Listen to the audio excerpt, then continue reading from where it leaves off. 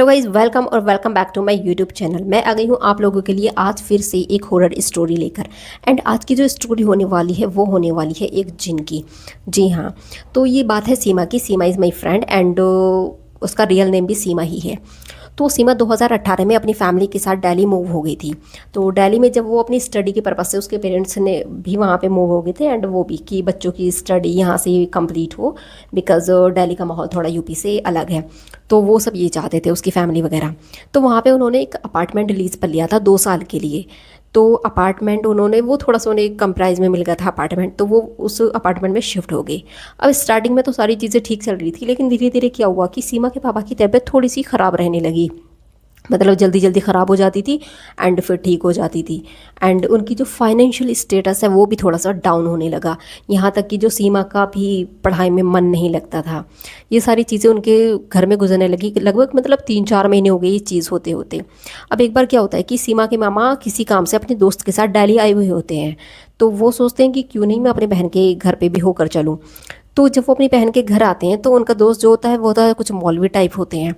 तो वो अपने दोस्त के साथ जब अपनी बहन के घर आते हैं तो उनके दोस्त को कुछ प्रेजेंस फील होती है। तो वो सीमा की मम्मी को बुलाते हैं एंड सीमा की मम्मी से कहते हैं कि मतलब आप इस फ्लैट में कब से रह रही हैं। तो वो बताते हैं कि अभी तो हमें 3-4 महीने हुए हम यहाँ शिफ्ट हुए हुए। तो वो मौलवी टाइप होते हैं। तो वो उनसे कहते हैं कि क्या मतलब इस फ्लैट में आने के बाद तुम्हारे साथ कुछ अजीबो गरीब हो रहा है। तो वो कहते हैं कि अजीबो गरीब तो कुछ नहीं हो रहा, सिर्फ हमारी जो मतलब माली कंडीशन है वो थोड़ी सी हमारी कमज़ोर हो गई एंड इसके पापा की तबीयत ख़राब रहती है। तो वो ये कहते हैं कि मतलब ये तुम्हारी मतलब नेचुरल नहीं हो रही, ये कोई और कर रहा है। क्योंकि जिस फ्लैट में आप रह रही हो ना, आप अकेले नहीं रह रहे हो, आपके फ्लैट में आपके साथ कोई और भी रह रहा है। तो वो सारी बताते हैं कि इस फ्लैट में है ना, आपके अलावा एक जिन भी मौजूद है। तो जितनी जल्दी हो सके आप इस फ्लैट को छोड़ दो, क्योंकि वो बहुत ज़्यादा स्ट्रॉन्ग है। तो उसकी मम्मा कहती हैं कि अरे ये तो हमने 2 साल के लिए लीज़ पे लिया है एंड इतनी जल्दी हम कहाँ मूव होंगे। तो वो कहते हैं कि मतलब आपके घर में जो जितनी भी प्रॉब्लम्स आ रही है ना, वो खुद नहीं आ रही हैं, वो इसी की वजह से आ रही हैं। क्योंकि वो ये चाहता है कि आप परेशान होकर इस घर को छोड़कर चले जाएं। क्योंकि जहाँ पर ये जिन वगैरह बस जाते हैं ना, वो वहाँ पर किसी और को नहीं रहने देते। तो जब सीमा की मम्मी ये सोचती हैं एंड उधर उनके पापा की भी कंडीशन डे बाय डे ख़राब होती रहती है, तो वो उस फ्लैट को वहाँ से छोड़ देते हैं, कहीं और शिफ्ट हो जाते हैं। तो दूसरे फ्लैट में शिफ्ट होते हैं तो उनके पापा की फिर मतलब सब कुछ ठीक होने लगता है। यहाँ की उनकी पापा की तबीयत भी ठीक रहने लगती है एंड फाइनेंशियल स्टेटस भी थोड़ा सा ठीक हो जाता है।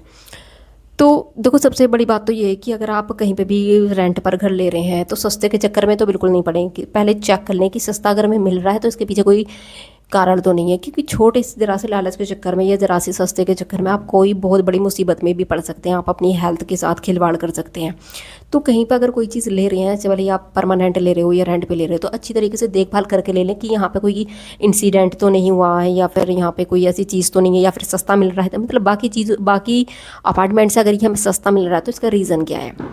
तो गाइज़, ये मेरी आज की स्टोरी थी एंड मेरी स्टोरी आपको कैसी लगी, अच्छी लगी हो तो मेरी इस वीडियो को लाइक ज़रूर करें एंड चैनल को सब्सक्राइब करना बिल्कुल भी नहीं भूलें।